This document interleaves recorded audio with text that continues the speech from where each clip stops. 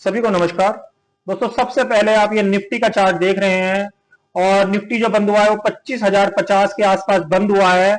ये आपका जो कल के वीडियो में हमने एक रेक्टेंगल बनाया था, यहाँ पे एक रेक्टेंगल बना हुआ है और 25,020 के ऊपर आज मॉर्निंग में 25,015 के ऊपर जैसे ही ये सस्टेन हुआ तो इसके अंदर क्लोजिंग भी आप यहाँ पे देख रहे हैं, यहाँ पे क्लोजिंग भी यहाँ पे दे चुका है।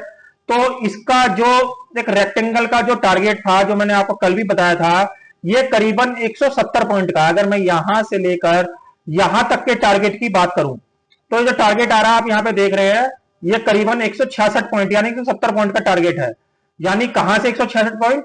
इस वाले लेवल से, जो आपको ये 25,020 का लेवल दिख रहा है रेड कलर से, ये ऊपर की लाइन है 25,020 का ये वाला एरिया। तो इसके अंदर अगर आप 166 पॉइंट जोड़ेंगे तो 25,020 में अगर 166 पॉइंट आप जोड़ेंगे तो करीबन 25,186 का टारगेट, यानी 25,000 मोटा मोटा 200 का 25,200 का टारगेट आपको निफ्टी का देखने को मिल सकता है।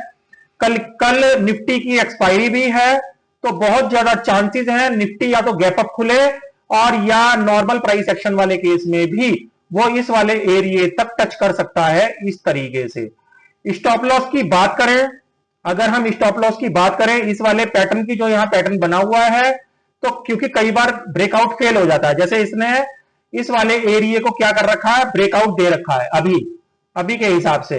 तो कई बार अगर ब्रेकआउट फेल करेगा तो 25,010 के नीचे ये अब सस्टेन नहीं होना चाहिए।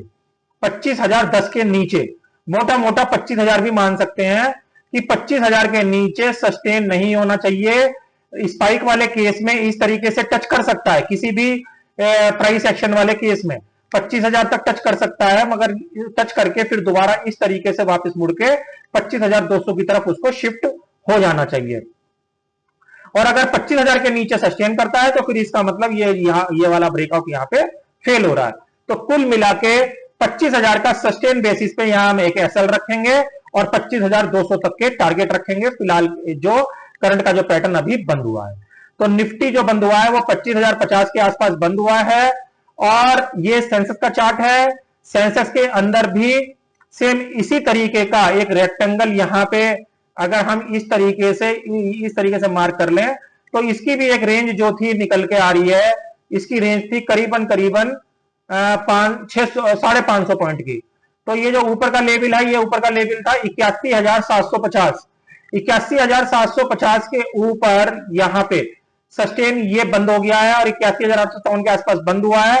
तो 81,750 के अंदर अगर हम 550 पॉइंट जोड़ें तो 82,200 तक के टारगेट सेंसेक्स के अंदर 82,200 से लेकर 300 तक के टारगेट आपको सेंसेक्स के देखने को मिल सकते हैं। सेंसेक्स इस वाले लेवल के नीचे अब सस्टेन नहीं होना चाहिए, जो लेवल बैठता है 81,750, यानी 81,700 का राउंड फिगर में मान लेते हैं।